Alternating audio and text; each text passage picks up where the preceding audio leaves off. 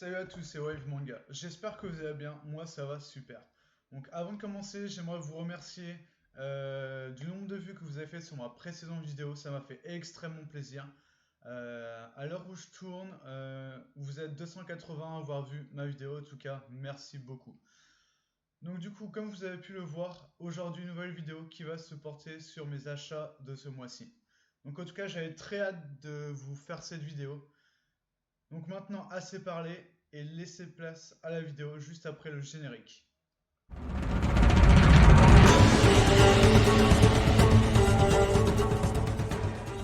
Du coup, donc ce mois-ci, j'ai pu me procurer 24 tomes et je vais vous les présenter par maison d'édition.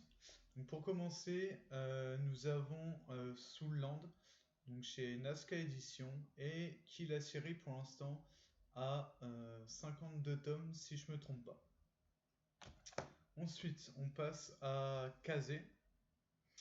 Donc j'ai pu me procurer donc Shinotori, les ailes de la mort. Donc troisième et dernier tome donc de la série. Du coup j'ai pu la compléter. Ensuite, toujours chez Kazé, j'ai pu me procurer donc les 4 derniers Black Clover qui me manquaient pour être à jour. Donc voilà, donc du 23 au 26. Ensuite, on va passer chez Glénat, pardon. Donc du coup, j'ai pu avoir une nouveauté. Donc c'est pour le pire, donc un manga donc très psychologique, je trouve. Ensuite, on va passer chez Kurokawa. Donc le dernier sorti en date, donc Kemono Incident. Ensuite, chez Panini Manga, nous avons également le dernier sorti en date, Sido. Donc pour l'instant, j'ai la collection à jour. Ensuite, de chez Delcourt Tonkam, je me suis pris du 6 au 9 les Alice in Borderland. Donc du coup là, la série, j'ai du 6 au 18. Donc pour l'instant, j'ai pas pu... Enfin, pour l'instant, j'ai pas les 5 premiers. Il faudra que je les achète, j'espère, au mois de juin au plus tard, donc pour compléter la série. Ensuite, chez Nové Graphics, nous avons les 2 premiers de Rent a Girlfriend. Donc une nouvelle série, hein. Voilà aussi. Ensuite, j'ai pu également me procurer de chez Meian Edition. Je suis très content de cet achat. Donc les 11 et 12 de Kingdom. Donc là, je vous en parle pas clairement. C'est mon manga préféré de toute ma collection pour l'instant. Voilà. Donc ensuite, nous avons donc chez H2T, donc Magnum Opus.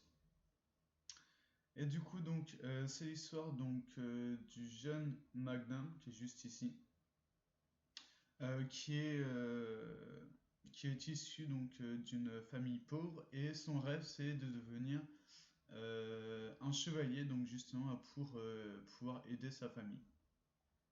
Voilà. Et un jour, il va dans la forêt avec donc son ami Platina, et découvre le cadavre de Graham, le héros qui était censé être invincible. Voilà. Et du coup, suite à ça, le jeune Magnum récupère son bouclier, car c'est Graham lui-même qui lui avait demandé de le récupérer. Sauf que peu de temps après, il se rend compte que le bouclier est convoité par plusieurs personnes. Alors non pas par le bouclier en lui-même, hein, mais par cette pierre-là. Donc voilà, donc je vous en dis pas plus parce qu'après je spoil. Donc voilà de ce que je peux dire pour Magnum Opus. Ensuite, nous avons donc chez Doki Doki Why Nobody Remember My World. Euh, donc ça parle en fait d'un jeune aro qui s'appelle Kai, et qui est chargé donc de surveiller le tombeau des différentes races suite à une grande guerre. Voilà. Mais un jour, lors de, de son tour de surveillance, il est projeté donc dans un nouveau monde, sauf que dans son nouveau monde, il s'aperçoit que plus personne ne le connaît, alors que ses souvenirs, lui, est resté vraiment intact. Et du coup, suite à ça, plus on continue dans l'histoire, et il va se rendre compte qu'en fait, il y a quelqu'un qui manipule l'histoire et le réécrit en fait, tout simplement. Donc, bah voilà. Ensuite, nous avons donc chez Kyun, donc les carnets de l'apothicaire. Donc pareil, là on en est qu'au deuxième, parce que bah, ça vient juste sortir tout simplement. Et du coup en fait, ça parle donc d'une petite jeune. Donc elle s'appelle Mao Mao, donc c'est elle hein, bien entendu. Et qui du coup avant donc son enlèvement et être revendue à la cour intérieure du palais impérial, elle était apothicaire, enfin elle suivait une formation pour être apothicaire avec une vieille personne. Donc apothicaire, donc c'est le précurseur des médecins de maintenant, en fait, tout simplement. Et du coup, donc, on va suivre ces aventures suite au décès des nouveaux-nés, des nouveaux jeunes princes tout nés, et elle va découvrir au fur et à mesure que ces nouveaux-nés ont été empoisonnés, et en fait, l'histoire part de ça. Voilà. Donc, je vous en dis pas plus également.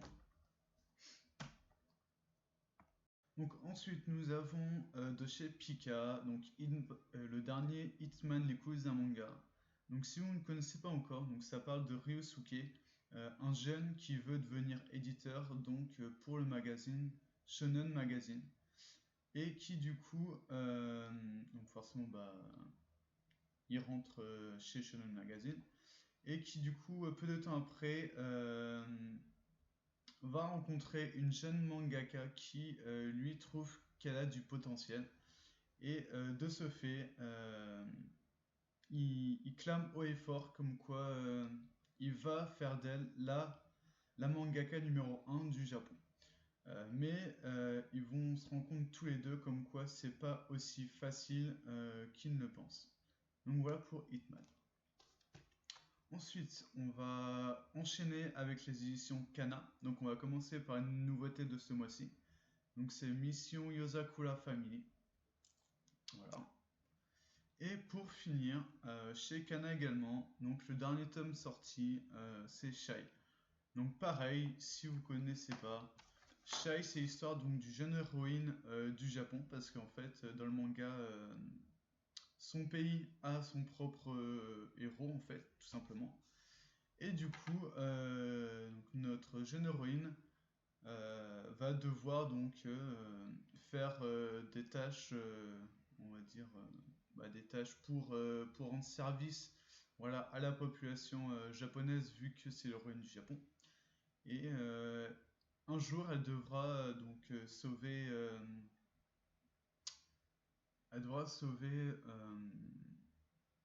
une jeune fille donc du même lycée qu'elle, forcément, et qui du coup elle va la sauver de par la force de son cœur, si je me souviens bien. Voilà.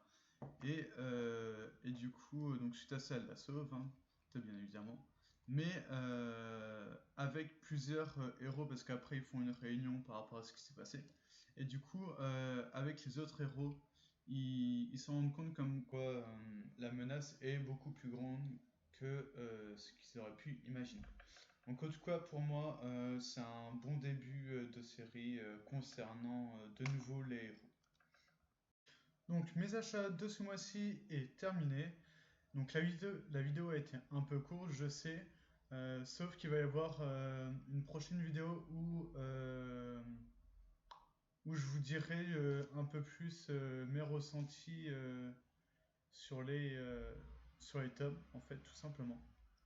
Donc en tout cas, je remercie déjà ceux qui ont regardé la vidéo jusqu'à maintenant.